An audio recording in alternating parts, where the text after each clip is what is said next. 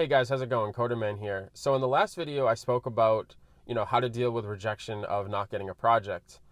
And I'd kind of touched on you won't get every project, so I'd said if you have, you put in bid for 15 different projects, you're not going to get all 15.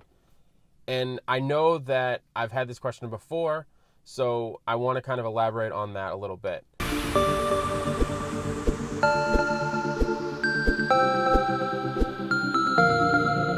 So when you put in a bid for a project, you're not going to get them all.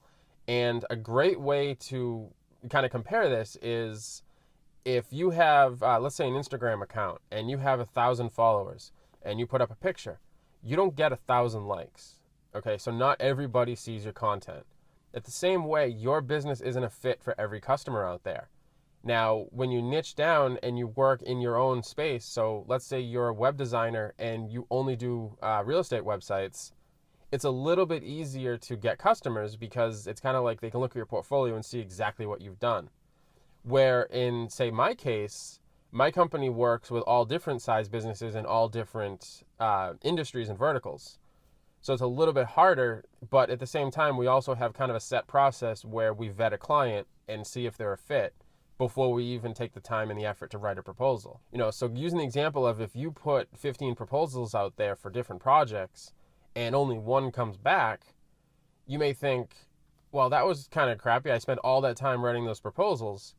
But it's kind of the same thing where if you are doing like a direct mailer, which some of you guys may have done that before, you may be familiar with. It's when you get a physical piece in the mail. You send 1,000 pieces of mail out and you hope for one person to actually type that link in or call you. But you may have to send out that exact mailer 5 or 6 times to that same list for them to even interact or even care. So it's kind of the same thing when you're, writing a proposal for a project or submitting a proposal. Your client may not be a fit for you and you don't see it. So you write a proposal and you're not a fit. So let's say you're asked to write a proposal for a local school and your portfolio is all band websites and, all entertainment-based things.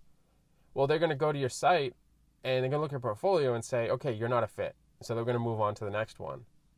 Where if you really kind of focus on who your ideal client, who you want to work with, then you can submit much better proposals and have a higher success rate. So it does fluctuate, but right now, if we send, say, 10 proposals in a given time frame, I expect about half of those to have follow-ups. And then of those, I expect maybe 2 or 3 of those to actually become full projects that we start working on. Doesn't sound like huge success rate, but it's still a 30% success rate for just 10 proposals. So if I send out 20 proposals, 30 proposals, 40 proposals, obviously the success potential goes up. Now, in my case, I think we send, it does vary, but I would say probably 20 to 30 proposals a month. And I'm not talking full-fledged documents every day. Sometimes it's just an email. Sometimes it's just responding to a Facebook message. But I'm providing, a customer's asking for a price or a customer's asking for a quote on to do a project, and I'm providing that to them. Now, bigger agencies and bigger clients have requirements that they have to be really thorough proposals, but it doesn't always have to be that way. And sometimes they don't even want that. So I've had a couple of customers where they'll send me an email either through our website or directly in, and they'll say, how much will it cost to build XYZ app?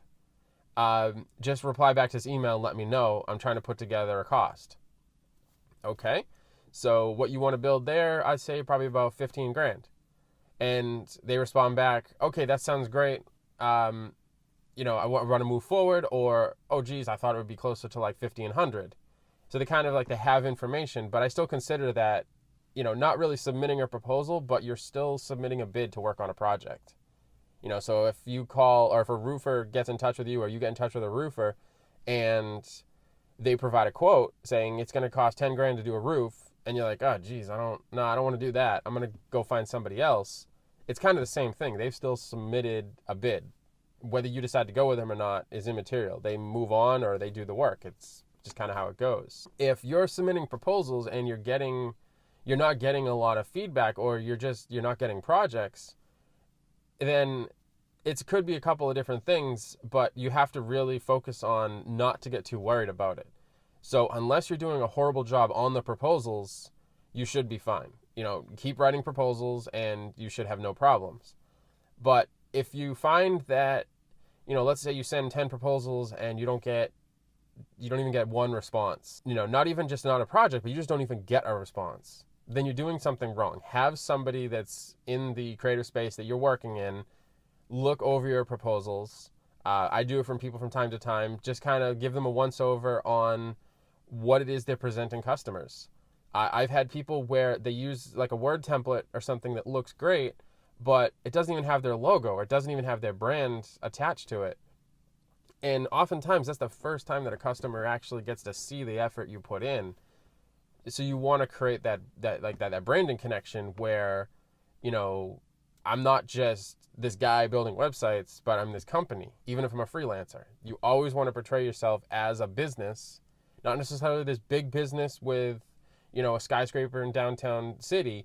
Just you want to show yourself as a professional. So I'm not going to hire somebody that's like, oh yeah, I build websites from time to time, but I also do these other 7 different projects or 7 different jobs. I'm probably not going to hire that person as a customer simply because they're not taking it seriously. So, when you're working on your proposals, definitely put your best foot forward, put all the effort that you can, just as if you're working on a project. But if you don't get them, don't really get discouraged. Just keep pushing forward, tweak it as you go, especially when you're starting out, and you'll start to see more and more proposals are, being accepted and, getting more projects. So hopefully this helps you. If you have any questions on this topic, go ahead and leave a comment below. Like this video and please subscribe if you're new here. I'll talk to you guys in the next one.